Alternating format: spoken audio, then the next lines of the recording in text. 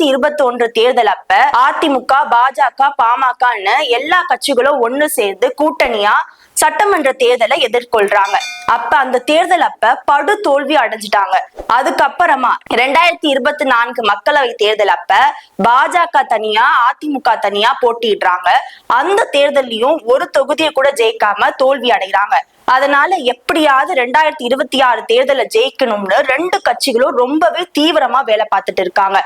அதனாலதான் இந்த கூட்டணியும் அமைஞ்சிருக்கு அப்படின்னு சொல்றாங்க. இதுக்கப்புறம் இந்த கூட்டணி அமையறதுக்கு வேற ஒரு காரணங்களும் அரசியல் வட்டாரங்கள் பேசிக்கிறாங்க.